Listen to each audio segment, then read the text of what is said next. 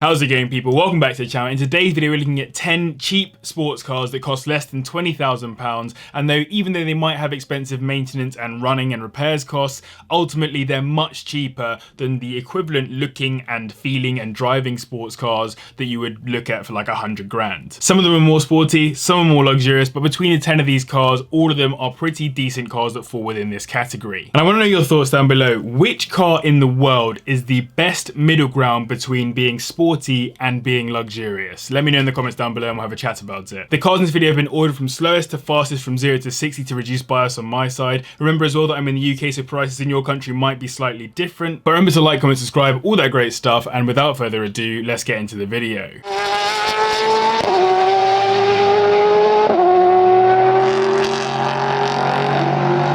Let's kick off this video with the slowest but also newest car on this list, the Lexus RC 300h, which hosts a 2.5 litre inline 4 engine and hybrid electric motor, putting out a total of 219 brake horsepower, taking the car from 0 to 60 in a lowly 8.3 seconds. So less of the sport with this one and more of the luxury, as what the car lacks in performance, it makes up for in potential premium interior options. The car was created as a direct competitor to German equivalents like the 4 Series, A5 and C-Class coupes, and though it's said to be less engaging to drive than the three of them, reviews are massively complimentary about how luxurious it is. If you have a bit more cash and want something more sporty, the RCF is the high performance equivalent, though a tad more expensive. These start at around £17,000 with relatively reasonable miles, and £20,000 will get you with around 50,000 miles on the clock. A key positive of this car is a reliability factor. Lexus generally have a great history of reliable cars, and I couldn't find much in the way of common problems or reliability issues with the RC 300h. A decent car to kick us off then, but let's get onto something a bit sportier. Next up we have the Mercedes SL 350 AMG Sport Pack, which hosts a 3.5 litre V6,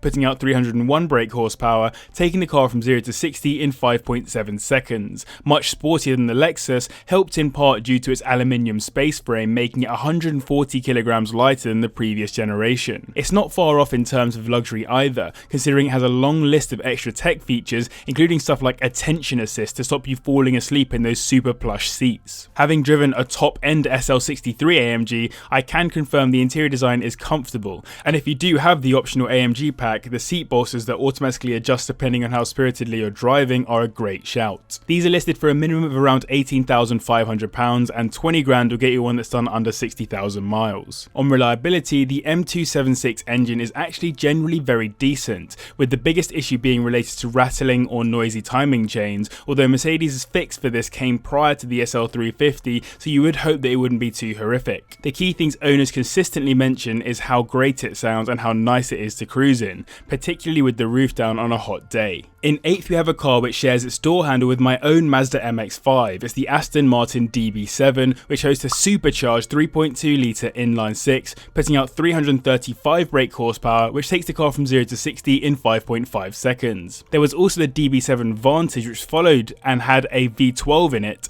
but the majority of cars available under 20 grand are the inline 6, so we'll stick to that for this video. Speaking of price, these are listed for around £17,000 at the bare minimum, and you're still looking at around 80,000 miles at 20 grand. Now this Aston isn't the most desirable to the majority of people, and even when it was released in 1994 it was the entry level car from the brand, but it does have an important place in Aston Martin history as it came from an abandoned Jaguar concept car, was funded by the new owners Ford, and remains an Ian Callum design. It doesn't really feel like a lot of other Astons both before and after, but this kind of adds a bit of uniqueness to it, and the purpose still remains the same, a sporty, luxury grand tourer, though it is of course a bit aged. There are some known issues on these, including a cracked exhaust manifold, engine oil and gearbox coolers leaking, gearbox wiring harness issues, and rust on the floor and sills. But overall it's an Aston Martin with history for under £20,000, and prices do seem to have stagnated for now. Now this one isn't luxurious by any means, but its sportiness makes up for it. The Lotus Elise 111S, which hosts a 1.8 litre Rover inline 4 engine with variable valve timing,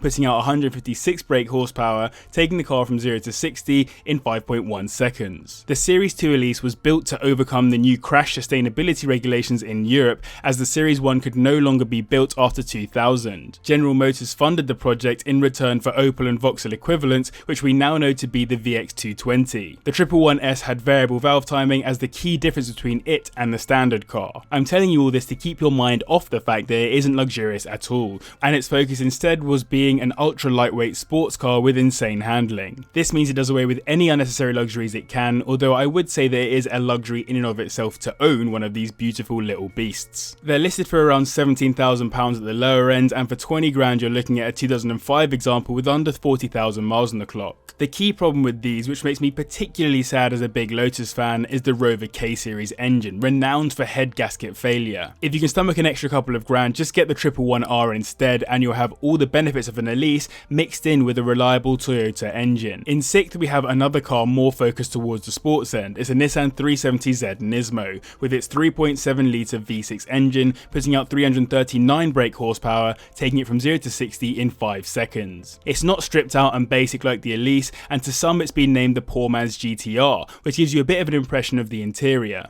It's not super luxury and a tad more focused with basic and simple dashboard and other features and Nismo branded Recaro bucket seats, but definitely a big step above the Elise in terms of luxury. Performance is increased over the standard 370Z with 16 extra brake horsepower and a revised ECU and exhaust setup, as well as better brakes, stiffened springs and stabilizer bars. These are around £19,000 at the minimum, still with under 50,000 miles on the clock, and for 20 grand you can even get sub 30,000 miles on one. Owners on forums note 4 main common problems with the car: steering lock failure, clutch pressure failure, thin paint and fuel starvation, which seems to happen when turning corners too quickly on low fuel. A strange one, but an issue nonetheless. I really like the look of this car, and as a front-engined rear-wheel drive car it could be a lot of fun on a track day. If you're enjoying the video so far, make sure you hit the like button, subscribe as well if you're new, because a whole bunch of you aren't subscribed to the channel yet, and go follow me on Instagram at carswithjb where I post every single day. Very much returning to the luxury side now, at least in terms of brand, is the Pininfarina designed Maserati GranTurismo with its Ferrari Maserati collab 4.2 litre V8 putting out 399 brake horsepower and also managing 0 to 60 in 5 seconds like the Nismo. When buying your GranTurismo, make sure you look for the right spec, as it came with numerous options from factory, so look for something you actually like before you lock in a purchase. There are leather and Alcantara trim options, as well as adaptive suspension, Brembo brakes, upgraded exhaust system and a whole bunch of other potential options depending on what you're after. With very high miles, these are listed for as low as £14,000, but for 20 grand you're looking at under 60,000 miles on the clock. Owners note a few issues with ownership though, the key one being running costs being through the roof due to low miles per gallon figures, expensive servicing with very few servicing centres around the UK, and anyone who bought one new has had to deal with the crippling depreciation. Buying one new is probably not advisable, as the amount of cash you'll lose on depreciation is well above the potential losses on reliability,